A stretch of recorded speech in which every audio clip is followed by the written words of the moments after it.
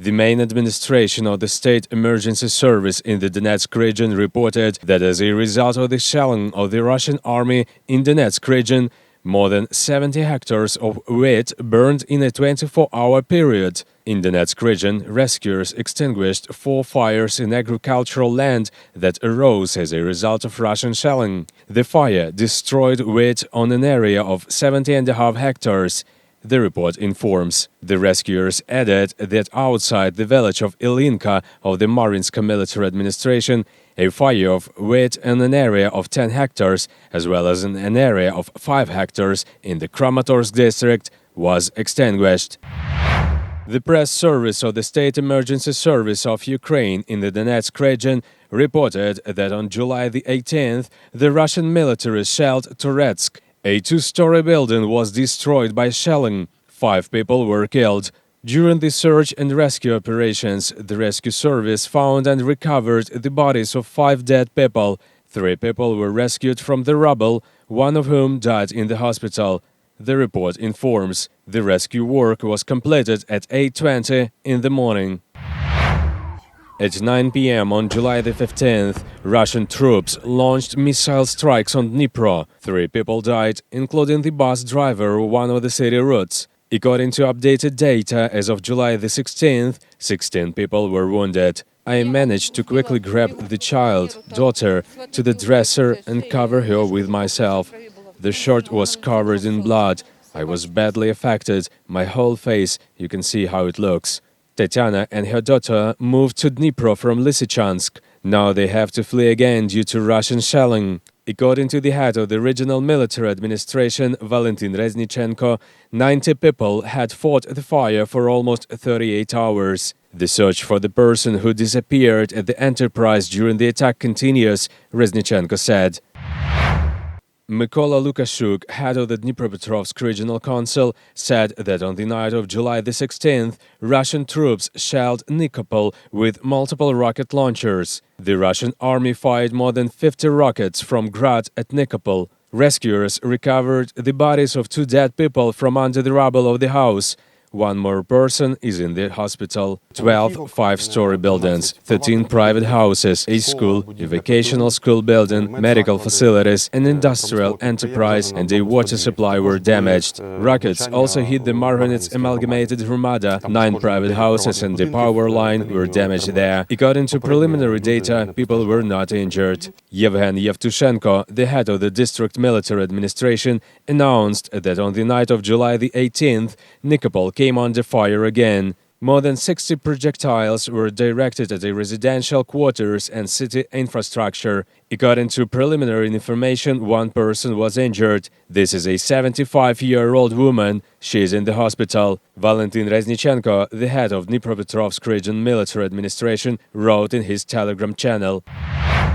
It is estimated that after artillery fire in the evening of July the 17th, a man aged 38 was killed in Pechenihy village. Another man was wounded. This is according to Alexander Husarov, Pechenihy village head. Also, 1 man was killed and 1 injured as a result of shelling in Kalinova village, said Oleg Sinehubov, the head of Kharkiv region military administration.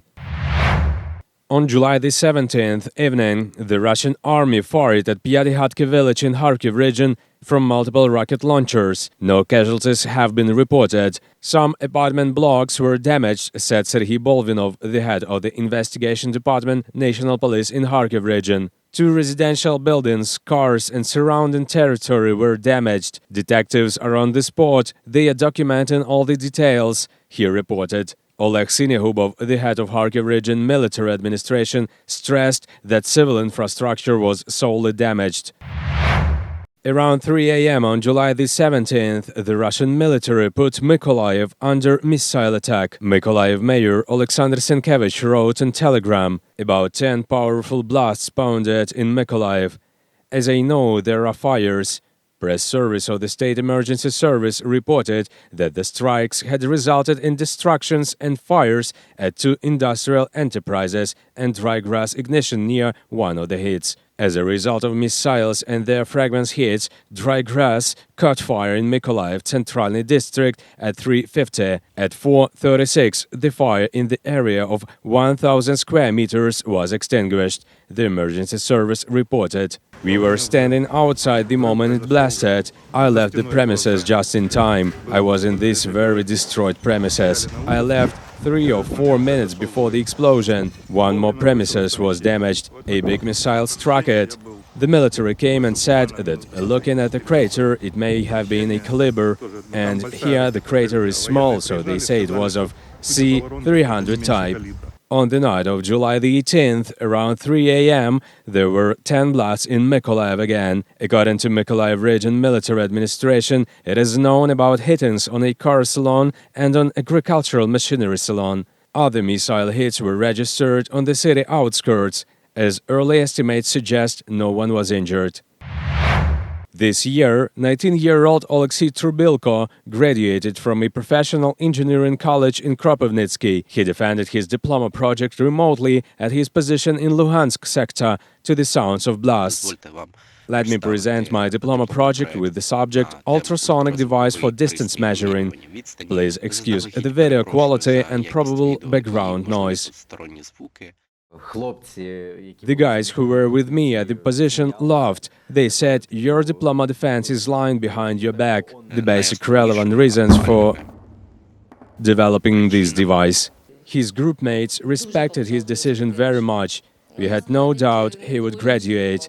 We tried to think of something to get to the end. The fighter is undergoing treatment in Kropyvnytsky after the contusion. We had shelling for at least 4 hours then. At most, the longest shelling lasted for 11 hours. I heard whistling. As my position was on top of the hill, a 120 mm mortar shell hit the hill a bit lower than me, and I was thrown away. My eyes were open, but I couldn't see anything. He says he went to the front against his father's will, who has been defending Ukraine since the first days of the Russian invasion. On the 2nd of March, I celebrated my birthday, loading a truck with humanitarian aid for the front. On March the 8th, I went storming the door of our unit, our territorial defense. I wrote an application, and from that day, it was March the 10th, I started serving in the unit. We were in Luhansk sector. Roads from Bakhmut were almost destroyed and shelled. Lysychansk oil refinery was constantly on fire. The village was totally ruined. Churches, houses of culture, schools. While Oleksiy is fighting, his fiancée is waiting for him at home. The girl gives him their photos together as an amulet. I'm carrying them with me. It was his present. He printed out our joint pictures and took a few of them with him before leaving. They are damaged, wet and hit by fragments. After treatment, the man intends to go back to the front line.